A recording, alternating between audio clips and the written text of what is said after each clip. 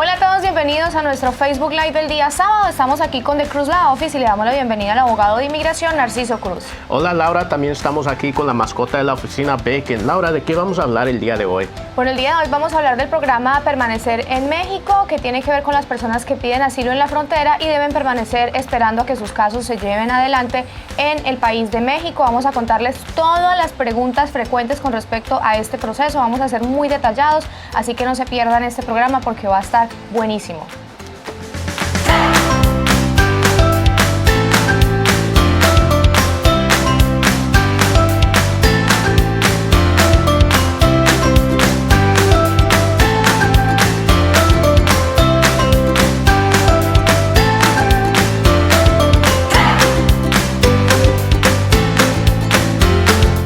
Bueno, Narciso, entonces el día de hoy vamos a estar hablando de qué es el protocolo de protección a inmigrantes, que también se le conoce como el programa de Permanecer en México.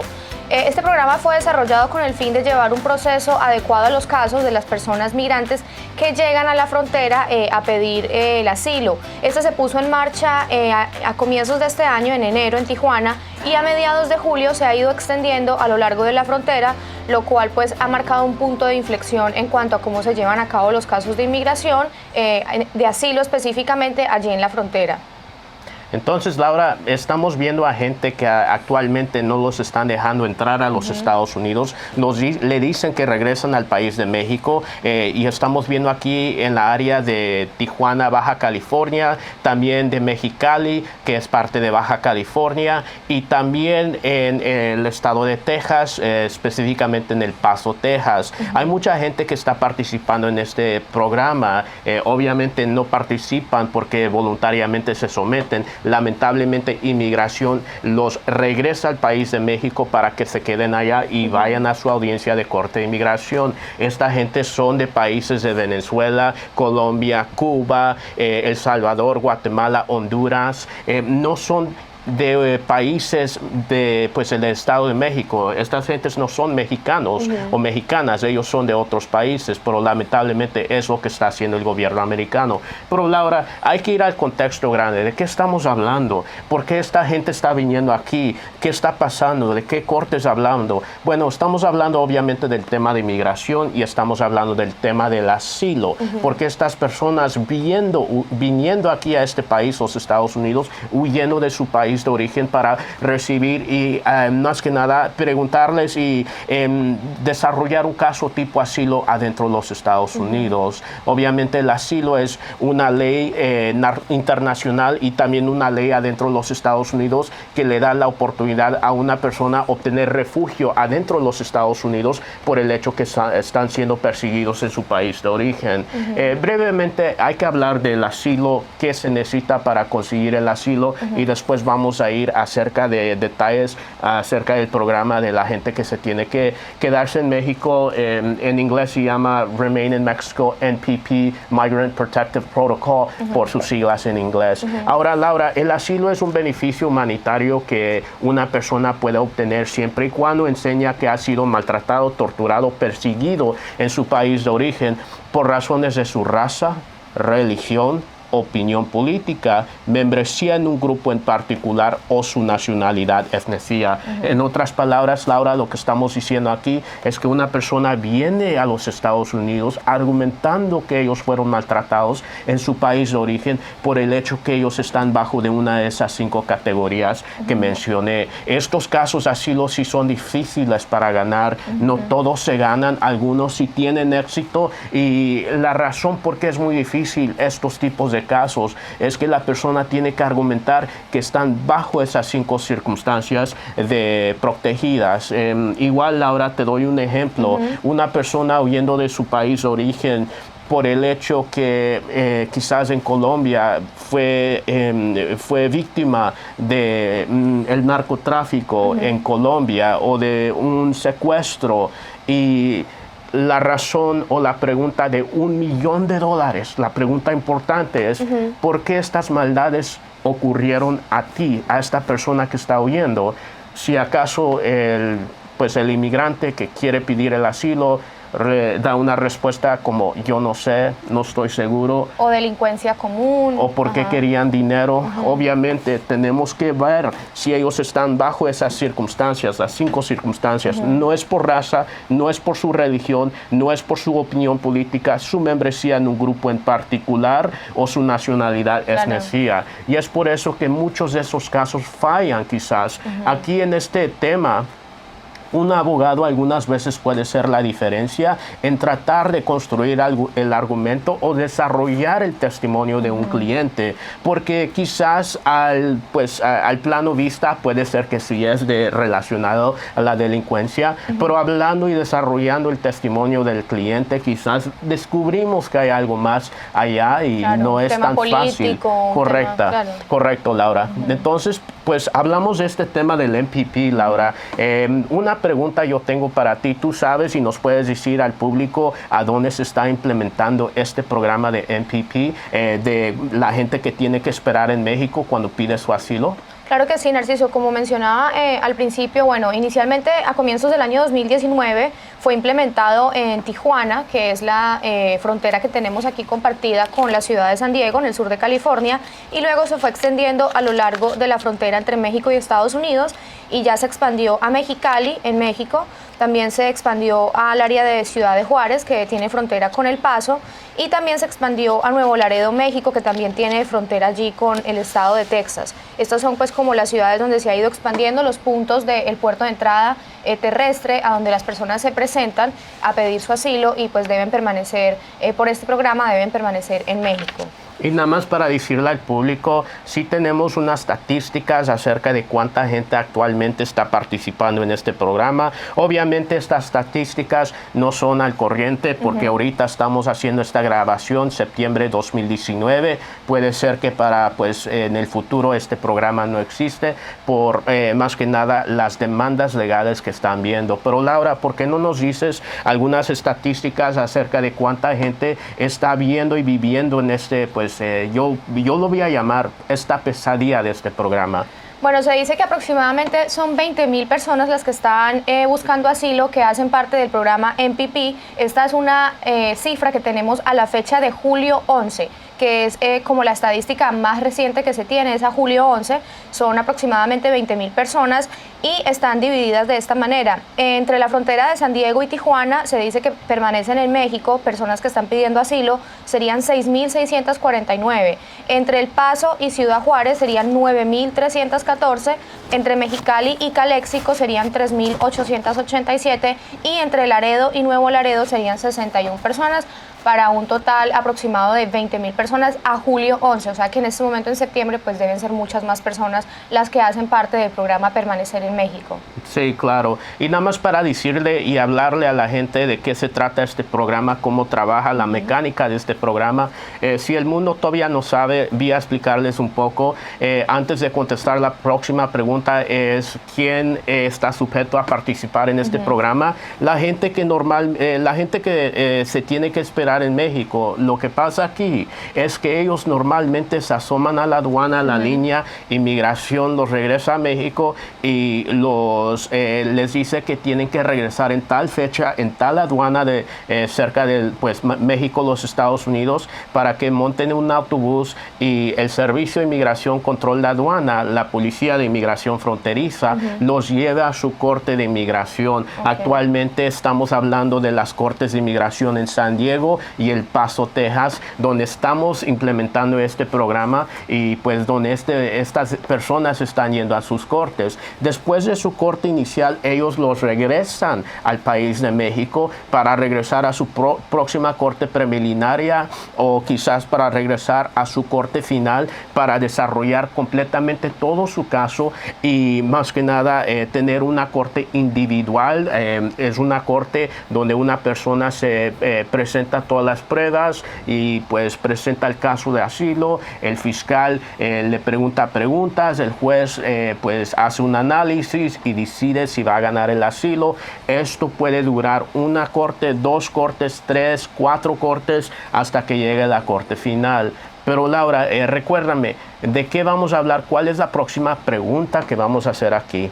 Bueno, vamos a hablar de qué personas son las que están entonces exentas de hacer parte de MPP. O sea, ya hablamos de las personas que harían parte del programa MPP y ahorita queremos hablar de cuáles personas no harían parte de este programa al pedir asilo. Claro que sí, Laura. Entonces, lo que está haciendo los Estados Unidos es que cualquier persona que se presenta en la aduana o los agarran adentro de los Estados Unidos intentando entrar y lo regresan de vuelta a México, van a ser parte del programa si ellos expresan un miedo de regresar a su país de origen para pues que participen en este programa. Normalmente la gente que está participando en este programa son la gente que habla el español y el idioma español y que no son de México, pero que son de países donde ellos dominan y hablan el español, donde el lenguaje es el español. Estamos hablando de la gente de Colombia, de Venezuela, de Cuba, de más que nada Guatemala, Honduras, El Salvador, de esa gente que ahora tiene que esperar en México.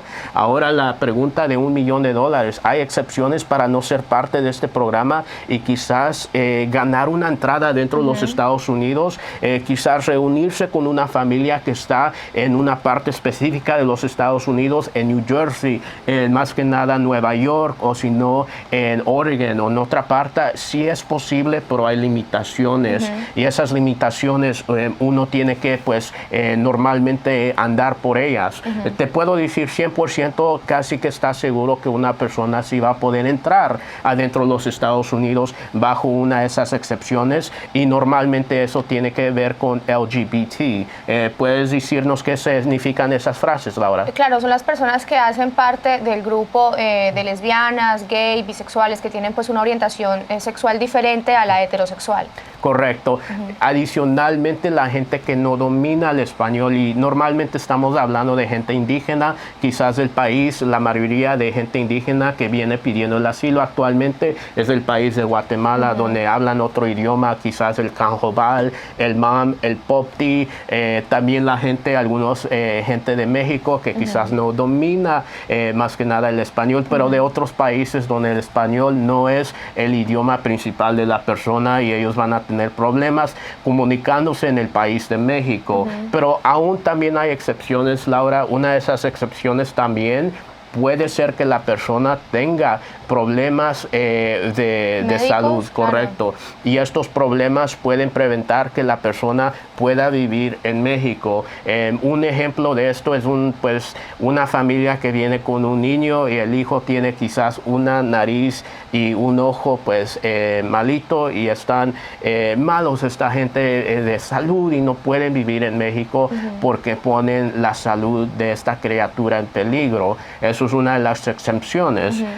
La otra excepción que yo puedo decir base en mi conocimiento, Laura, ¿tú me puedes recordar cuál es esa excepción? Es miedo a ser perseguido en México. Y eso es algo muy difícil de conseguir, Laura. Te voy a decir, eso se basa 100% a una decisión que el Servicio de Inmigración va a hacer. Claro. Lamentablemente no hay una fórmula para seguir para que pueda ganar una persona argumentando que ellos no pueden estar tranquilos y seguros en México. Te voy a decir algo, Laura. México, yo soy mexicano, México es muy lindo. Respecto a todos los mexicanos, la gente que viene de México, pero no hay que mentir. México actualmente tiene sus problemas y es un país peligroso, especialmente las ciudades de Tijuana y El Paso, Texas. Ciudad Juárez, claro. Correcto, discúlpame.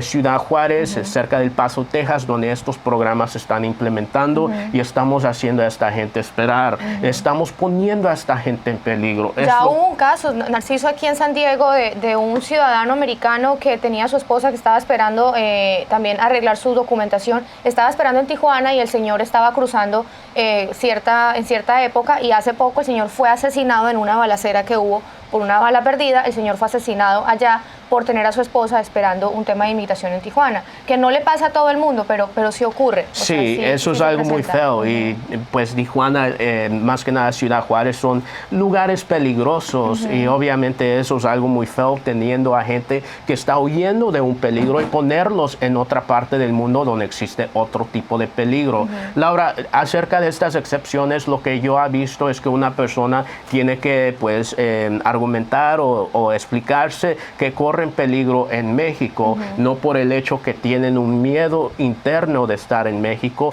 pero lamentablemente esto significa que ellos han más que nada sido víctimas de un peligro en México. Te doy un ejemplo, Laura, han admitido a gente que han sido secuestrados en el país de México y han vivido ese secuestro en México. Eso es algo un poco ridículo para decirle al público que tienen que ser secuestrados para que los dejen entrar aquí a este país. Yo pienso que es algo pues un poco extremo. Sí, y obviamente también gente que ha argumentado y lamentablemente no ha podido pasar, dicen que había un atento de secuestro o eso no es suficiente, les niegan. Hay gente que dice que ellos fue un atento de violación sexual, a esa gente les niegan, y entonces para que yo pueda decir que hay un formulario, una manera de pues que esta persona durante su entrevista pueda convencer a los oficiales de inmigración que los dejen entrar por el hecho que existe un peligro en el país de México, no existe uno acerca de pues el tema de miedo, pero hay maneras de quizás controlar eso y podemos hablar un poco más profundamente acerca de cuando desarrollamos otras preguntas. Pero Laura, yendo a otras excepciones. El tema de la visa U creo que también está allí en una de las excepciones. Correcto, Laura. Otras excepciones es, por ejemplo, gente que ha agarrado el beneficio o el estatus de visa U no inmigrante y quiere también pelear un caso de asilo, se asoma a la aduana. Normalmente sí los regresan para ir al programa de NPP, del programa que se tienen que quedar en México, pero si acaso pueden demostrar que si han agarrado el premio de la visa U, el estatus visa U no inmigrante, ya sabemos que esto tiene que ser para víctimas de ciertos crímenes calificados relacionados a la ley de los Estados Unidos o adentro de los Estados Unidos, ellos pueden ser admitidos. También pueden ser la familia y la gente que ha ganado la visa U. Como derivados de personas que han ganado la visa U, ¿correcto? Correcto. Y algo un poco, también que quiero explicarle es que a la gente que anteriormente ha tenido su deportación previa, por ejemplo, han vivido adentro de los Estados Unidos, sufrieron una deportación, los sacaron a su país de origen, regresan pidiendo el asilo, a ellos no los van a poner parte de este programa, a ellos los van a admitir adentro de los Estados Unidos. Normalmente es ponerlos en un centro de detención para que esperen su proceso de asilo y que se desarrolle su tema de asilo adentro del centro de detención. También estamos hablando de gente con antecedentes penales adentro de los Estados Unidos y afuera en otros países. A esa gente no lo regresan al país de México, los ponen en un centro de detención y desde ese centro de detención se desarrolla el caso del asilo.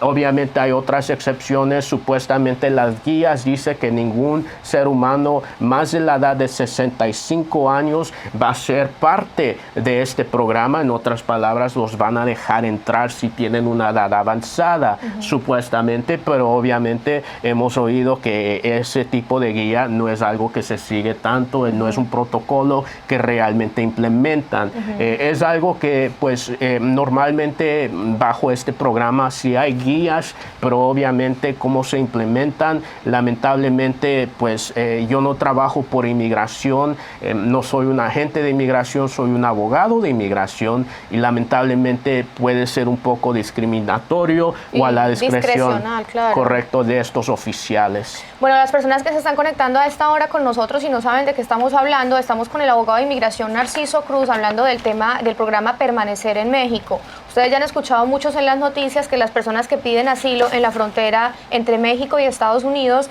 deben permanecer en México esperando a que se desarrollen sus procesos, sus peticiones de asilo. Entonces el abogado Narciso Cruz nos está explicando en qué consiste este programa y todas las preguntas frecuentes que tiene la gente que tiene en mente entregarse en la frontera con Estados Unidos o que en ese momento pues ya se presentaron allí y están esperando en México a que los llamen a sus audiencias aquí en territorio estadounidense.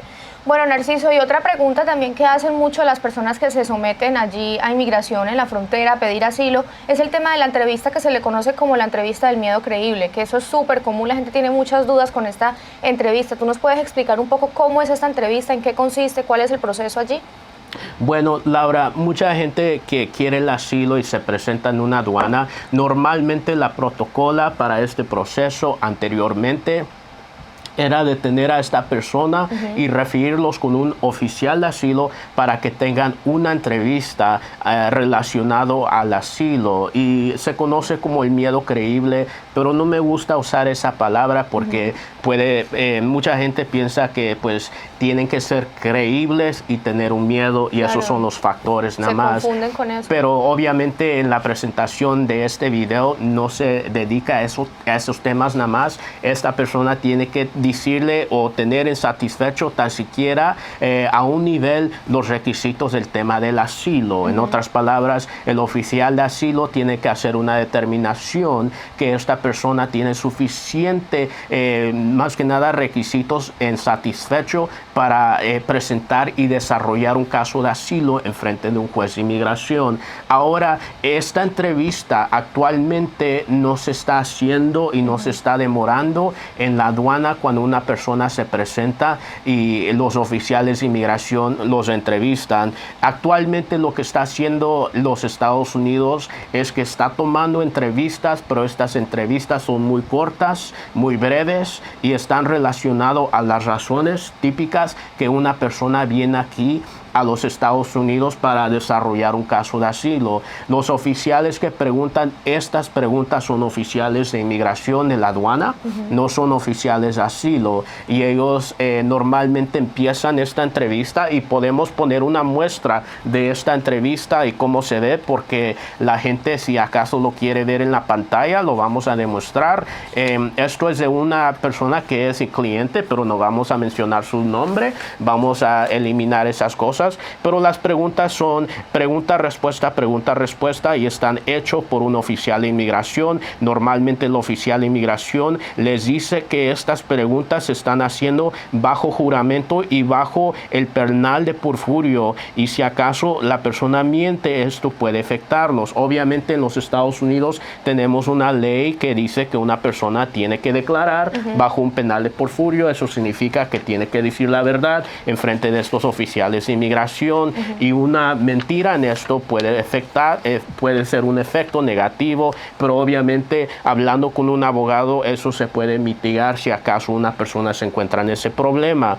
Obviamente las preguntas están relacionadas a de qué país son, cómo fue que entraron a los Estados Unidos, qué países pisaron antes de entrar de este país, si acaso pagaron un coyote, un pollero para entrar a este país, más que nada cuáles son las razones por qué vienes a los Estados Unidos, qué es el peligro que tú corres en tu país de origen. También hay un assessment muy pequeño donde ellos determinan si la persona debe de participar en el programa de quedarse en México en PP. El assessment está relacionado a preguntas donde la persona, donde el oficial le pregunta si tienen más que nada un tema médico, donde si acaso ellos tienen una orientación sexual que no es más que nada que no es lo heterosexual, correcto, claro. Sí, que es gay, lesbiana o bisexual, transgénero. Y también tiene que ver si acaso ellos han tenido antecedentes penales anteriormente, si acaso sí entienden el idioma del español. Esas preguntas para hacer un assessment si la persona debe de participar en el programa de quedarse en México. También si acaso ellos corren peligro de ser perseguidos o corren un peligro en México y por qué. Y eso es un assessment que ellos hacen. Narciso, esta entrevista que tú dices que le hacen, la primera entrevista que le haría un agente de inmigración allí en la frontera a la persona que te está sometiendo a pedir asilo, esta entrevista son como aproximadamente, que ahí vimos que pueden ser más de 80, 100 preguntas que le hacen a la persona. Correcto, Laura. Es una entrevista que realmente un oficial de la aduana hace a una persona. Esta entrevista pues es muy breve, pero está bajo el penal de perjurio. La razón por qué se hace esta entrevista obviamente es para calificar a la persona para este programa que se quede en México. La otra o sea que, Narciso, te hago otra pregunta. ¿Es importante entonces que antes de que una persona se presente allí en la frontera a pedir asilo, que también se asesore con un abogado para esta entrevista? Puede ser importante que lo haga con un abogado. Yo digo que algunas veces sí es necesario, pero no todas las veces. Te voy a decir por qué, Laura. Muchas veces estas preguntas son muy preliminarias y no son tan detalladas, pero obviamente yo he visto fallas en esta entrevista donde un cliente mío me dice, eso no fue mi respuesta. Yo no sé por qué el oficial me puso eso y muchas veces yo he visto estas fallas. Obviamente esto es algo que está hecho bajo un penal de porfurio y eso es algo terrible, escuchar que un cliente mío me diga que esto no fue mi respuesta a la pregunta. Claro. Pero obviamente asesoría con un abogado sería excelente. ¿Por qué? Porque muchas veces estas preguntas pueden afectar negativamente. Una de las cosas que yo menciono aquí es que los detalles pueden ser un poco algo que puede afectar si acaso este caso alcanza a ir a corte. Un fiscal puede usar esta entrevista contra el inmigrante. Por ejemplo, tú dijiste que saliste de tu país de origen en el año 2015, pero tu aplicación de asilo está diciendo que saliste en 2008. ¿Por qué hay una diferencia en 2015 donde tú entrevistaste con los oficiales en la aduana y tu aplicación de asilo? Claro. Eso es la diferencia de este caso. Como dicen que todo lo que digas puede ser usado en tu contra, o sea, me imagino que sí se pueden pegar de cositas de allí para tratar de hacerte quedar como mentiroso, ¿no? Correcto, Laura, es cierto. Narciso, te hago otra pregunta que mucha gente siempre nos está preguntando de esto. Digamos que en este momento nos está viendo una persona en Venezuela, en Colombia, una persona en Honduras o una persona que está allí en México pensando entregarse allí en la frontera. Si ellos quieren hablar contigo para asesorarse antes de someterse allí a inmigración en la frontera, ¿cómo pueden hacer ellos si ellos están en Colombia o están en México? ¿Cómo pueden hacer ellos para hablar contigo? Bueno, Laura, aquí en esta oficina tenemos el programa de la videollamada que podemos hacer eso.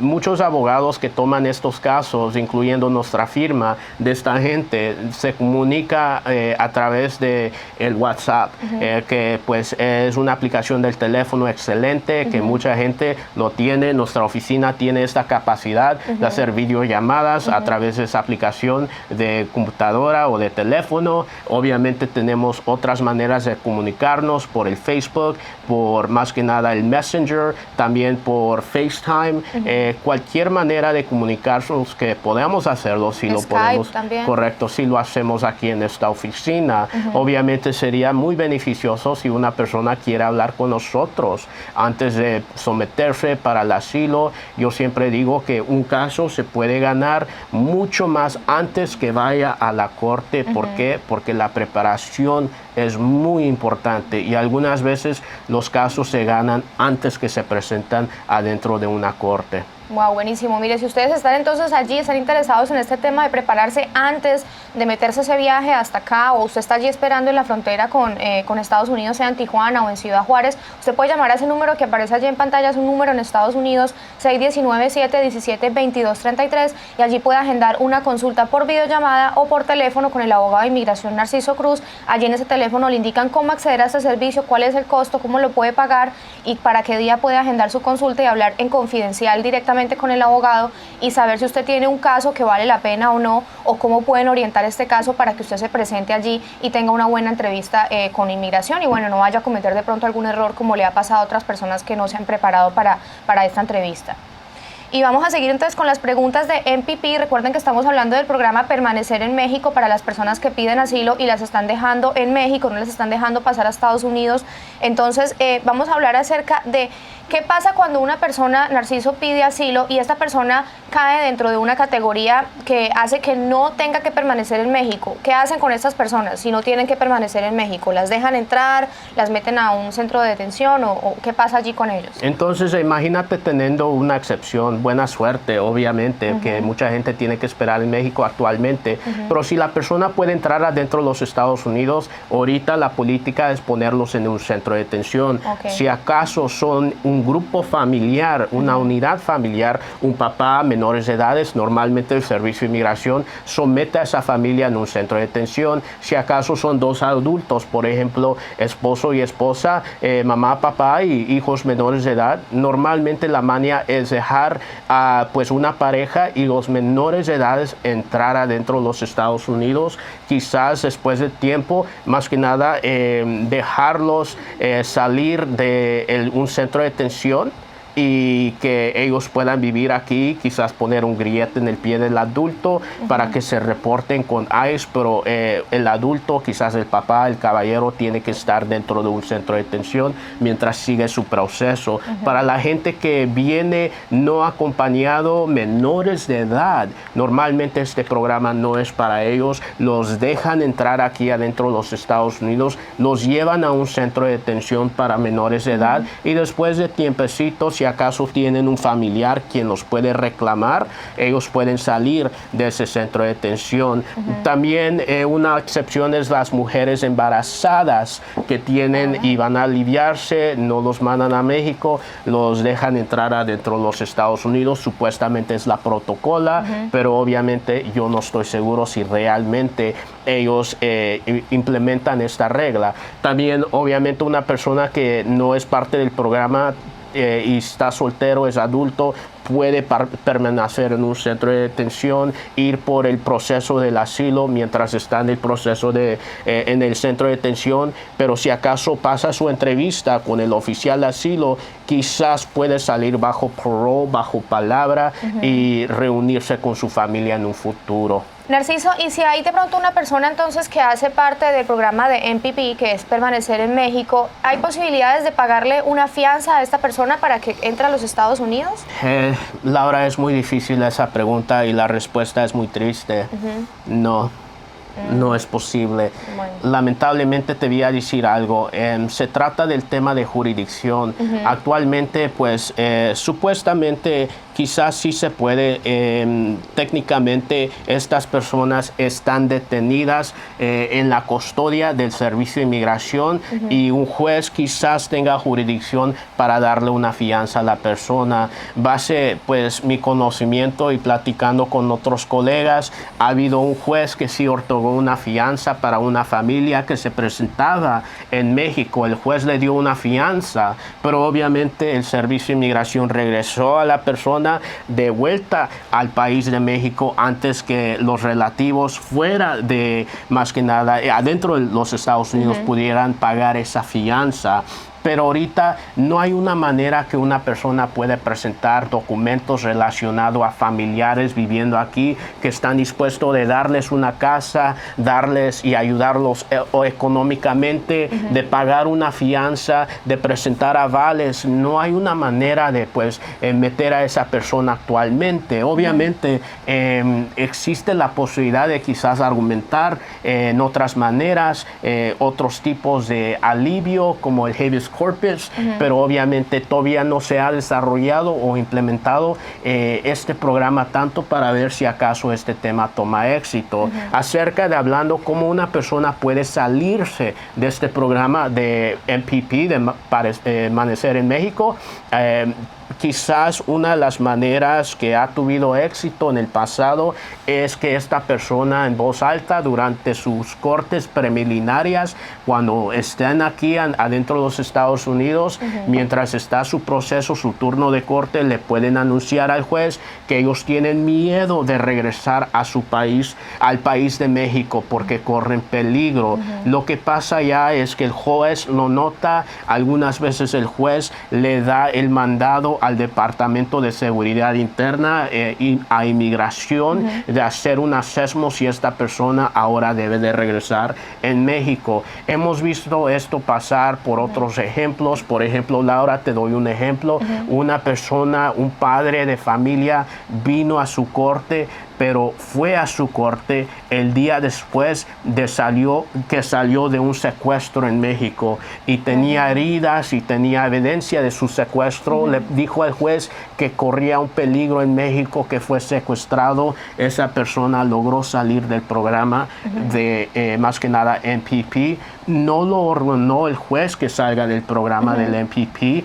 porque el juez no tiene algo que se llama típicamente jurisdicción para hacer esa orden, pero le dijo al Servicio de Inmigración que por favor tomen el mandado de hacer un asesmo de esta persona, que obviamente en voz alta durante su proceso de corte le anunció al gobierno y al juez que estaba corriendo y corrió un peligro tremendo en México. Claro. Pero normalmente es la mania. Son casos muy puntuales, ¿no? Muy especiales. Correcto. Y si acaso una persona anuncia eso, lo que hace el Servicio de Inmigración es que antes de llevarlos de vuelta a México, quizás los pone en un centro de detención, y ese centro de detención es lo más feo.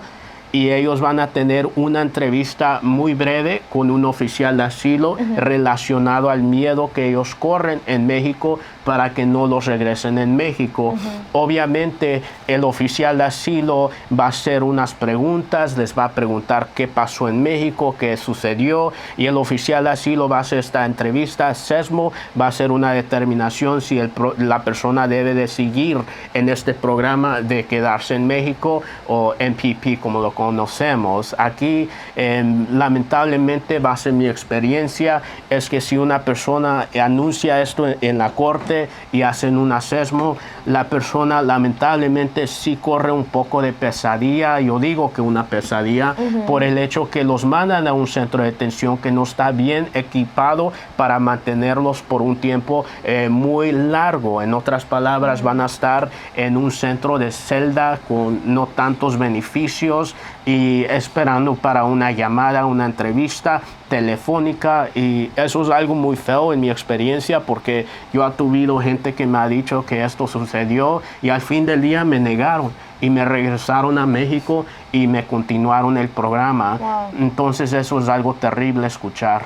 Bueno, Narciso, cuando una persona entonces viene aquí a pedir asilo en la frontera y la dejan en este programa MPP de permanecer en México, la dejan esperando su proceso de asilo en México, ¿a esta persona la devuelven y le entregan algún tipo de documentación o qué le entregan a la persona?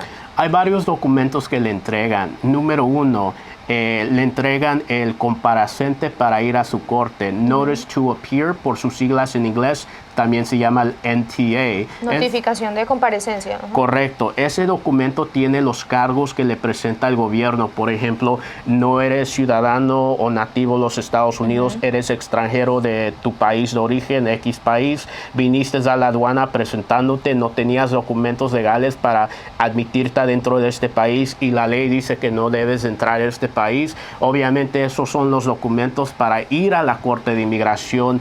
En esos documentos podemos quizás enseñar uno en la página de, pues en nuestra, aquí en la pantalla. Este documento típicamente dice la hora, el tiempo y el lugar de la primera corte. Podemos ver este ejemplo aquí, que el lugar de la Corte de Inmigración va a ser en San Diego, la hora va a ser a las 12:30 p.m. y el día, la fecha 4 de septiembre de 2019. Y aquí abajo nada más dice quién y cuándo le dieron este documento a la persona, que fue 8 de agosto de 2012, y esto pasó en Calexico, California. Pero eso es el documento, el citatorio para la Corte de Inmigración. Esa es la primera corte, ¿correcto? Correcto. También le dan una copia de la entrevista que sucedió en la aduana. Las preguntas y respuestas que hizo el oficial de inmigración bajo penal de porfurio a la persona. Y le dan una hoja al inmigrante que les diga y les dice cómo ir a su primera corte, a dónde estar. Laura, ¿nos puedes decir el título de esa hoja? Dice información de procesamiento inicial. Correcto. Y esta hoja normalmente son instrucciones de cómo ir y llegar a su corte y cómo ir a la aduana, dónde presentarse y a qué hora presentarse. Por ejemplo, aquí en este caso vimos que la persona tuvo que y va a tener su primera corte 4 de septiembre de 2019 a las 12:30 p.m. Y entonces lo que le están diciendo a la persona es que se tiene que presentar. Es como un resumen, ¿no? De que ¿A dónde tiene que presentarse? ¿A qué teléfono puede llamar a pedir información de esa cita? ¿A dónde debe llegar usted y a qué hora? Es correcto, Laura. Y entonces, normalmente, típicamente, esas son las hojas que le dan a una persona. Obviamente, también les dan... Súper importante que no las vaya a perder, ¿no? Que es correcto. Esos documentos con... Bueno, Narciso, y entonces hablamos de qué documentos le dan a esta persona. Entre esos documentos está el Notice to Appear, que es la notificación de comparecencia para presentarse aquí en inmigración en territorio estadounidense. ¿Cuánto tiempo transcurre desde que la persona se somete en inmigración allí en la frontera hasta que le dan su primera cita con el juez de inmigración? Entonces, Laura, esto tiene que ver mucho con la Corte de Inmigración y el juez de inmigración. Yo lamento mucho diciendo que es diferente para cada persona. Lo que estoy diciendo ahorita es que si acaso una persona se sometió para presentar este tipo de caso como el mes de agosto, la persona quizás va a tener su primera corte el mes de septiembre. Como vimos aquí en esta notificación, vimos que esta persona se presentó en la aduana el 8 de agosto 2019 en Calexico y ya tiene su corte para el 4 de septiembre de 2019. Lo que sucede aquí es que hay muchos cambios en la Corte de Inmigración, especialmente en San Diego. Lo que puedo decir aquí es que en San Diego, yo soy un abogado local de San Diego, California. El calendario de San Diego completamente se eliminó para el mes de septiembre y octubre para la gente que está en proceso de deportación y vive en la área de San Diego, por el hecho que la Corte de San Diego se libró para tomar todos los casos de quedarse en México de NPP. Le están dando prioridad entonces a las personas que piden asilo allí en la frontera, ¿correcto? Correcto. Ahora hay que hablar de una persona que quizás se sometió a este programa el mes de julio y quizás le dieron su primera corte febrero 2020, que es tan lejos y realmente es yo pienso que no es justo, pero obviamente todo depende en ciertas jurisdicciones. ¿Hay alguna forma de avanzar esto? Digamos, una persona que le hayan dado su cita para el próximo año, ¿hay alguna forma, algún recurso para tratar de mover y que sea más próxima la cita en la corte? Pueden agarrar un abogado y el abogado puede hacer una moción para avanzar la corte inicial y hacerla, pues más que nada el primer día que sea más cerca. Pero te voy a decir algo, Laura, lamentablemente no hay ninguna garantía que esta moción va a tener éxito. Puedes tener el abogado más mejor de todo el mundo, pero lamentablemente la corte está tan llena y tan pesado con muchos casos que no estoy seguro que esto va a tener éxito. Posiblemente sí, todo depende en ciertos elementos. Número uno, quién juez tienes, a quién juez llega esa moción. Algunos jueces son muy eficaces y leen todas sus mociones y los desarrollan rápido. Algunos otros jueces tienen mucho trabajo y realmente no alcanzan a leer tu moción hasta tu primer día de corte, donde primera vez abren tu archivo y ven, oh, aquí hay una moción que sometiste y nunca lo vi. Sí, ok, para la moción querías tu primera corte, pero hoy estamos febrero 2020, no tiene ningún, pues, Claro. chiste la moción por el hecho que no lo vio el juez. Obviamente eso es la circunstancia que una persona se presenta. Lo pueden intentar, quizás tengan suerte, pero lamentablemente no es algo garantizado. Bueno, Narciso, y ya después de que la persona se presenta entonces en su corte, ¿cuál es como la línea cronológica de lo que viene después? ¿Cuál es la línea de tiempo de qué es lo que sigue pasando en su caso? Entonces, Laura, estamos hablando del proceso del asilo. Una persona que viene adentro de los Estados Unidos a su corte de inmigración para tratar de ganar el beneficio del asilo. Entonces, durante esa primera corte, el juez de inmigración le presenta el documento del Notice to Appear, el más que nada... Notificación de comparecencia. Correcto, el NTA. Le lee los cargos, la persona los tiene que, pues, negar o admitir y obviamente el proceso sigue que la persona dice que no puedo regresar a mi país de origen porque hay un peligro allá. El juez entonces le dice que tiene que someter una aplicación de asilo. Si esta persona está preparado porque tiene un abogado y más que nada tuvo tiempo con el abogado, ya trabajó en la aplicación de asilo, el juez lo puede recibir ese día, o algunas veces alternativamente le puede decir a la persona que quiere pelear este caso que regrese otra fecha para tener un abogado con él o con ella y presentarse en la corte nuevamente para una nueva fecha. Es lo que sucede aquí en estos casos. Si acaso la persona a la próxima corte trae su aplicación de asilo, lo toma el juez y le da otra fecha, quizás en el futuro otra corte preliminaria, para someter más evidencia, quizás documentos con traducciones en el idioma del inglés, evidencia de las condiciones del país, evidencia, declaraciones de apoyo, etcétera, etcétera. O algunas veces el juez indica que esa evidencia se tiene que someter por correo o a la ventanilla de la corte antes de la corte. Y después, al fin del día, el juez puede programar una audiencia individual donde se litiga el caso del asilo. Esta audiencia individual es exactamente lo que menciono cuando es individual. Me refiero que esta audiencia es para un juez de inmigración, el fiscal y el más que nada demandado, el inmigrante, para que puedan desarrollar la plática del asilo, presentar el caso, preguntar preguntas, presentar evidencia, argumentar que el asilo se merece aquí en este caso, y para que el juez haga una decisión si le va a otorgar el asilo. Obviamente es como se mueve este proceso típicamente: cortes preliminarias y después al fin una corte individual. ¿A qué punto una persona va a acabar su caso? Puede ser que la persona gane su caso de asilo y la corte individual va a ser la corte final. Puede ser que la persona lamentablemente pierda su caso de asilo, pero un abogado va a hacer su assessment, piensa que hay suficiente ya para apelar y quizás haga fuerza en una apelación y meta una apelación a una corte, pues un tribunal de apelación.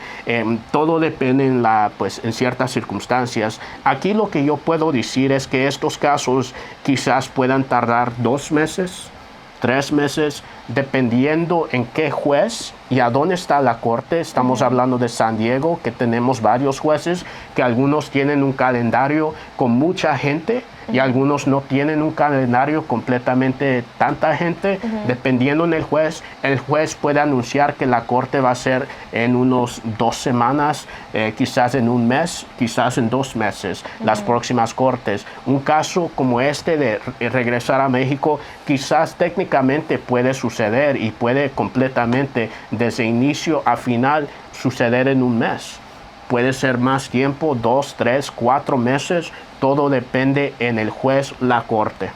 Bueno, Narciso, y ya hablamos entonces, bueno, para las personas que se están conectando, estamos hablando del tema del asilo, de las personas que piden asilo allí en la frontera entre México y Estados Unidos y que les dan el mandado de permanecer en México esperando a que se desarrollen sus casos de asilo. Tenemos una pregunta, y es: cuando las personas ya les han indicado ir a la corte para presentarse a la corte aquí ante el juez de inmigración, ¿las personas pueden reunirse con sus familiares o con el abogado? ¿Tienen derecho a hablar con sus familiares o con el abogado?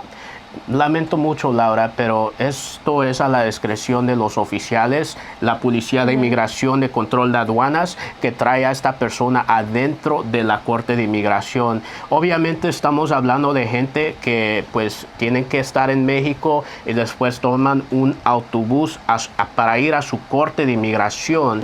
Esta gente toma ese autobús y va a su Corte de Inmigración. Técnicamente esta gente está adentro de la custodia de inmigración. En otras palabras, están supuestamente detenidos. ¿Los traen esposados a la corte? No, Laura, no los traen así, pero al mismo tiempo hay oficiales con chalecos de antebala. Y obviamente estos son oficiales de inmigración que los traen y ellos caminan en una línea. Y hay un oficial enfrente, uno en medio y uno atrás. O sea, te están cuidando como si fueras un preso, un detenido. Correcto, Laura. Y entonces si una persona se asoma a ellos, los oficiales les dicen que no tienen derecho. Entonces yo he tenido casos aquí en San Diego donde un familiar me dice: yo puedo ir a la corte y darle un abrazo a mi familiar. Yo lamento mucho diciéndote que quizás no sea posible. Lamento mucho diciendo eso, pero no es posible. ¿Por qué? Porque técnicamente están detenidos por el servicio de inmigración para que una persona tome un vuelo desde New Jersey para que vaya a una corte preliminaria para ver a su familiar. Realmente no va a ser una unión tan fuerte como quizás tú piensas que lo vas a tener. Acerca de hablar con su abogado antes de la corte, eso se puede hacer en el país de México, se puede hacer por una videollamada, obviamente a la discreción de estos oficiales de inmigración. También algunas veces se puede hacer siempre y cuando un abogado quizás planea y le dice a los oficiales, puedo tener un poco de tiempo con el cliente, agarrar unas firmas, etcétera, etcétera. Bueno, Narciso, y luego la persona cuando es admitida para entrar acá a su corte de inmigración, ¿cuál es el estatus de esta persona? ¿Qué estatus tendría esta persona que viene a presentarse aquí en territorio americano, en territorio estadounidense, a una corte de inmigración? Pues técnicamente ellos están presos, pero también a la entrada a los Estados Unidos, ellos están bajo algo parole, bajo una entrada más que nada condicional, y esa entrada es para ir de un día a su corte y regresar al país de México. Técnicamente el estatus de ellos es parole. Parole, ok. ¿Y esto les permite a ellos aplicar para el tema del bond hearing, para una corte de fianza? ¿Corte de fianza? Es algo difícil para que yo pueda decir que sí, porque el tema siempre va a ir a jurisdicción. Te voy a explicar las razones que estoy diciendo estas cosas. Jurisdicción tiene que ver con el poder de un juez escuchar un caso y tener poder sobre una persona. Imagínate, Laura, presentándote en la aduana y pidiendo un asilo. Lo que está haciendo una persona es tocando a la puerta de los Estados Unidos, pidiendo una admisión adentro de este país. Ahora imagínate que el Servicio de Inmigración le dice, te vamos a dar una entrada condicional para que vayas y presentas tu aplicación para entrar a este país bajo el asilo con un juez, y que el juez determine esa aplicación. Actualmente, aunque ellos están pisando terreno americano, están adentro de una corte en San Diego o en El Paso, Texas. Técnicamente la persona que entró rindiéndose en la aduana todavía va a estar, su persona legalmente hablando, va a estar en la aduana y no ha sido sometido adentro de los Estados Unidos. O sea, no ha sido admitido. Entonces, técnicamente, el juez de inmigración supuestamente no va a tener jurisdicción o poder sobre la persona, porque para que un juez tenga poder o dominio para dar una fianza, la persona ya tiene que estar adentro de este país, tuvo que estar encontrado adentro de este país. En otras palabras, hay gente que califica para fianzas porque quizás ellos brincaron el muro, se encontraron aquí y han vivido aquí por varios años y después caen en un centro de detención. Puedo yo sacarlos bajo una fianza argumentando que el juez tiene jurisdicción o poder de otorgar una fianza, pero lamentablemente en ciertos casos no existe eso. Bueno, Narciso, y si una persona se somete a todo este proceso de pedir asilo en la frontera y lo dejan en México y pasa toda esa situación de que la persona no quiere estar ya metida en todo este proceso porque les parece que es muy difícil y quieren, no sé, salirse de ese programa, ¿cómo pueden hacer o piden que los deporten o cómo hacen para cancelar este proceso si se retractan y quieren volverse a su casa? Entonces ellos obviamente pueden pedir mejor retirar su aplicación para admisión adentro de la Corte de Inmigración. Obviamente quizás un abogado puede argumentar que el Notice to Appear, el NTA, notificación para comparecencia, es inefectivo por el hecho que hay muchos errores. Y déjame demostrarte uno de los errores. Estamos viendo aquí este tema y aquí, por ejemplo, Laura, este compareciente debe de tener mucho lenguaje técnico y debe de tener el domicilio del inmigrante. Y aquí podemos ver debajo de este nombre que vamos a eliminar aquí, dice domicilio conocido Tijuana, Baja California. O sea, realmente no hay una dirección ahí, simplemente. Entonces, el argumento que obviamente va a ser el abogado puede ser que este documento no es efectivo y esta corte no tiene jurisdicción sobre el cliente, se debe de eliminar. Si acaso sucede eso, la corte puede terminarse posiblemente. Lo que pasa es que los oficiales de aduana regresan al inmigrante de vuelta a la aduana de los Estados Unidos. también puede ser que la persona pida su deportación. Si acaso le dan una deportación, lamentablemente esa deportación ahora va a ser a las manos del Servicio de Inmigración de los Estados Unidos. Te doy un ejemplo, Laura. Hay una diferencia entre una deportación y quizás una salida voluntaria donde una persona puede pagar su propio vuelo, pero una deportación se refiere que el gobierno físicamente los deporte de este país, los lleve más que nada a su país de origen. ¿Los que están a cargo de esto son ICE? Correcto, los mandan a un centro de detención en vez de regresarlos a México para ser deportados. Y muchas veces yo lamento diciendo que quizás esto sería una buena opción, especialmente si una persona sufre de recursos económicos, está pasando algo muy pesado en México, no tiene un caso bueno de asilo y quizás pida una deportación. Eso es un viaje de vuelta a su país de origen en vez de ponerse en peligro viajando por el país de México, por otros países, regresando a su país de origen. No me gusta decir eso, pero muchas veces circunstancias puede ser la opción menos peor, pues, como la menos mala. Es correcto, Laura.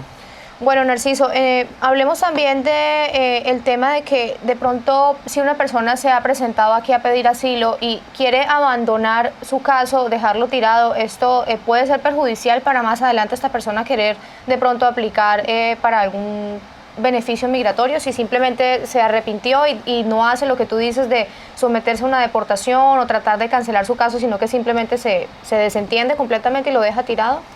Estamos hablando de no ir a su corte de inmigración, Laura. Entonces, el juez de inmigración lo que puede hacer es dar una deportación en ausencia. Es una deportación por el hecho que el inmigrante no fue a su corte de inmigración. Eso puede tener consecuencias en el futuro para que una persona pueda, pues, tener un beneficio migratorio, una visa de turista o quizás inmigrar por un familiar. Obviamente existen perdones que una persona puede pedir por ser deportado, pero también durante esa audiencia, si el inmigrante no se presenta, quizás un abogado se puede presentar y puede argumentar que este caso se debe de eliminar por el hecho que pues, el documento que inició el proceso es más que nada está hecho en error. Claro. Correcto. Algunas veces no hay un domicilio, no hay una fecha exactamente, o quizás podemos argumentar que la corte no tiene jurisdicción. El juez también puede decidir completamente eliminar, terminar el caso, y eso pues puede salvar a una persona de sufrir una orden de deportación. Eso es algo beneficioso para un futuro si la persona tiene otras avenidas de inmigrar. Por ejemplo, más que nada una persona que tiene un matrimonio con un ciudadano o un residente y quiere pelear el asilo y está dentro de este programa y mejor quiere ir por la ruta de inmigrar a través de familia. Esto es algo que quizás debería hacer con un abogado para tratar de eliminar este programa por el hecho que su caso de inmigración familiar se va a complicar un poco y quizás va a ocupar perdones. Bueno, Narciso, yo creo que ya estamos llegando a nuestro tiempo final, pero es importante como llegar a una conclusión de qué crees tú como abogado que va a ser el futuro de este programa de MPP o permanecer en México para las personas que piden asilo allí en la frontera con Estados Unidos. Bueno, Laura, actualmente sí hay demandas que están diciendo que este programa no debe de existir y obviamente yo estoy de acuerdo porque pienso que este programa está poniendo a gente en peligro. Esta gente está huyendo de un peligro en su país de origen y ahora pues vienen a otro país, un país que no es donde ellos querían ir, es el país de México. Y ahora, pues, lamentablemente los ponemos en un peligro. Estamos hablando de Tijuana, más que nada Ciudad Juárez. Y también el peligro existe que si esta persona viaja a otro estado o quizás a otro lugar, puede ser que Inmigración en México los para y no entienda el programa o no entienda el pasaje que ellos tienen para estar temporalmente en México y ir a estas cortes y los pongan en un centro de detención en México para deportados a su país país de origen. Wow. Eso es una pesadilla muy grande. Y esto es el problema que tenemos con este programa, que realmente le estamos dando la responsabilidad de pues cuidar a otros seres humanos que están pidiendo nuestra ayuda a un país que realmente pues no tiene quizás la manera de ver cómo lo vamos a cuidar. Mucha de esta gente se tiene que quedar en un shelter, más que nada en un... Eso es como un refugio, un centro de correcto, sí, un refugio. Y estos centros de refugios algunas veces no tienen suficiente para mantener a pues, a una familia, a un ser humano.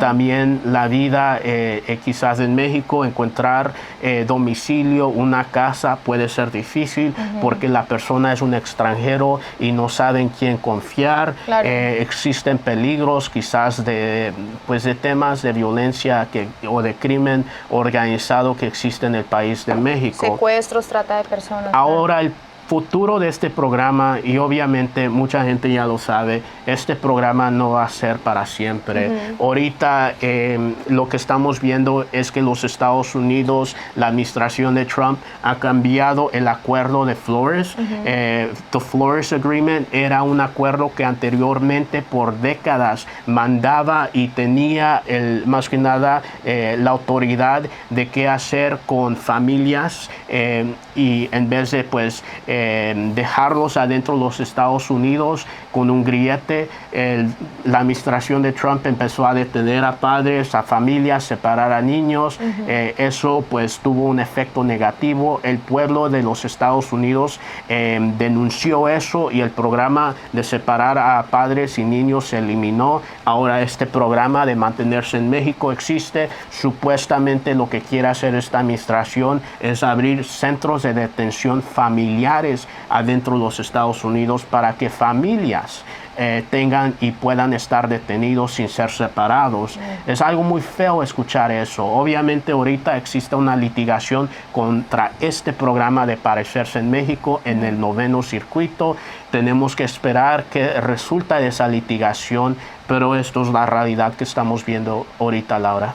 Bueno, entonces mientras está todavía funcionando el programa MPP de permanecer en México para las personas que piden asilo allí en la frontera con Estados Unidos, Narciso, si una persona quiere hablar contigo y esa persona está en México o esa persona está en otro país, tú puedes tomar este caso, puedes representar a esta persona, no importa que tú estés aquí en San Diego, tú le puedes responder esto porque lo preguntan mucho gente que está interesada en empezar su proceso de asilo allí en la frontera. Claro que sí, Laura. Obviamente el tema de comunicarse con un abogado y tener un entendimiento bien con el abogado es muy importante.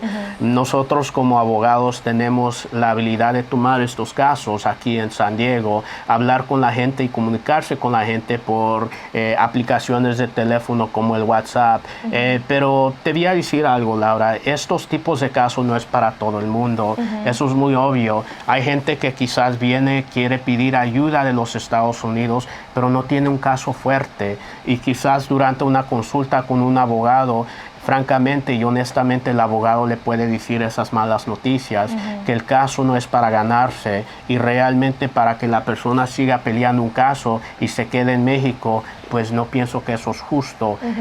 Igual si acaso una persona tiene un caso decente, teniendo la ayuda de un abogado lo puede hacer mucho más fuerte y obviamente estamos hablando de temas legales que no son tan fáciles. Estamos hablando del idioma del inglés, estamos hablando de códigos legales, argumentos legales, donde sería muy necesario tener la ayuda de un abogado. Pero obviamente no todos los casos son iguales y no toda la gente va a tener la misma oportunidad. Depende mucho. Y entonces, si estamos disponibles nosotros como firma de abogados, bufete de abogados, a ayudar, pero también queremos ser honestos con la gente por el hecho que no todos los casos van a tener una fuerte respaldo, un fuerte argumento que se basa en las leyes de asilo, pero obviamente es algo que una persona puede hablar más profundamente, privadamente con un abogado.